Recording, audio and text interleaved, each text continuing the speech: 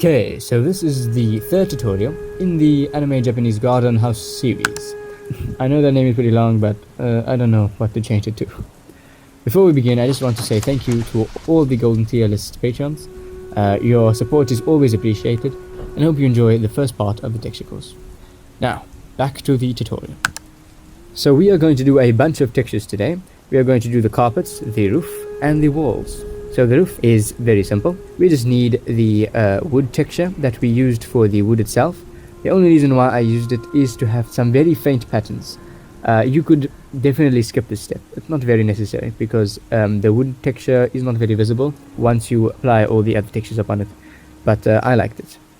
So I did a mix color after that, and I changed it to a nice red. You could change this actually to a color if you want to make the wood texture really visible, because then it would just influence the color of the texture, not the overall shader itself. Then after that, I'm going to bring in another mix color and set that to multiply and make it a bit pink so that we can have a nice pink tint to this red roof.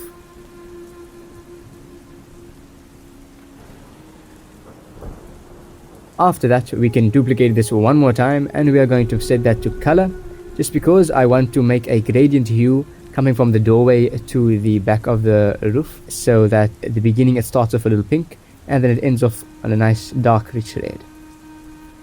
So I'm just going to make a basic gradient notary, gradient, Ctrl T that gradient, and then color ramp, and then rotate it a bunch until it makes sense.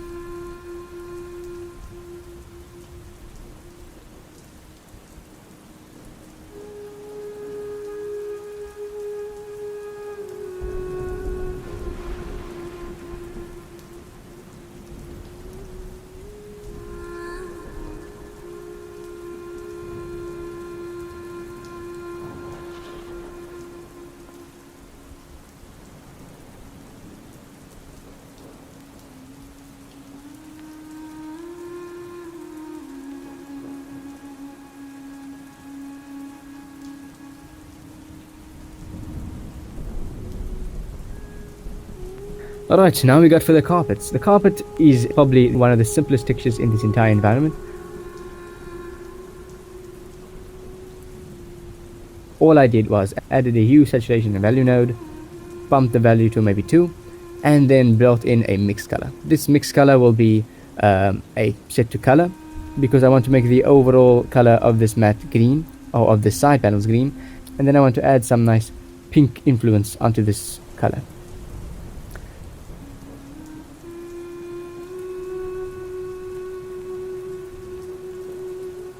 So I'm going to set that to a little pink and then bring the factor kind of low, because this entire environment has a nice pink hue to it, so we want all the textures to sort of fall into that category. And then for the other matte textures, I just copy and pasted the green matte texture and then changed the colors to peach, and then afterwards for the rims I made it blue, dark blue.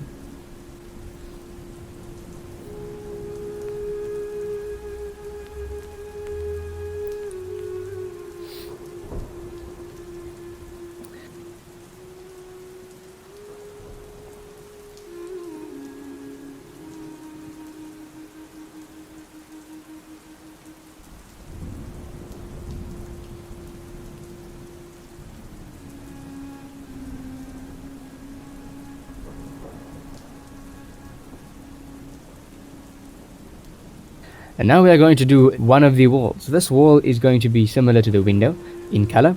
So I'm just going to copy and paste the matte texture into the shader. I didn't actually notice that I was editing the shader of the top roof. So when I notice it, I'm just going to copy the shader I make right here, and I'm going to paste it on the right wall that I'm highlighting right now.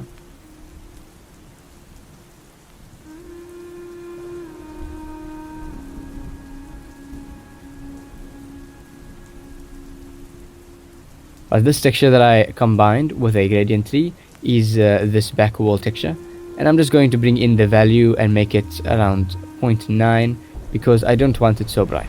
And I'm also going to rotate it so that the gradient is moving in the correct direction. There we go.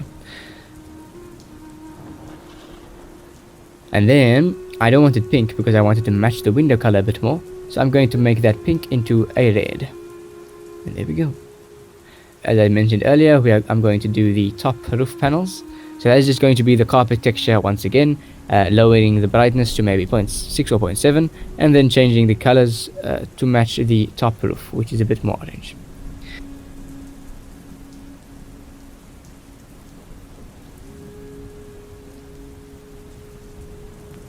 All I need to do now is change the top panels of this roof texture in this side room. So I'm going to make it dark, so 0.4 around there, or 0.3. Change the colors a little bit.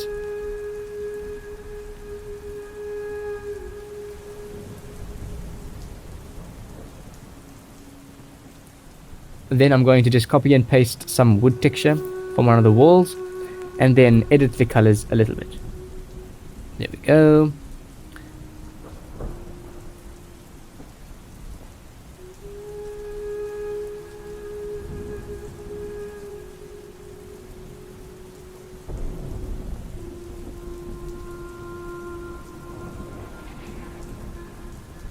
And finally, we are going to just texture the ropes, which is basically just a color change of the BSDF with a hue and saturation node in front of it to make it a little bit bright.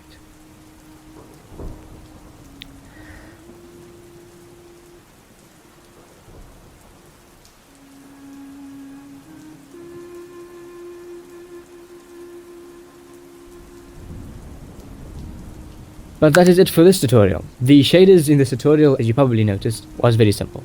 Because if something works, then you don't need to complicate it too much. Like the mats, it was just a mixed color and a hue saturation node, nothing complicated.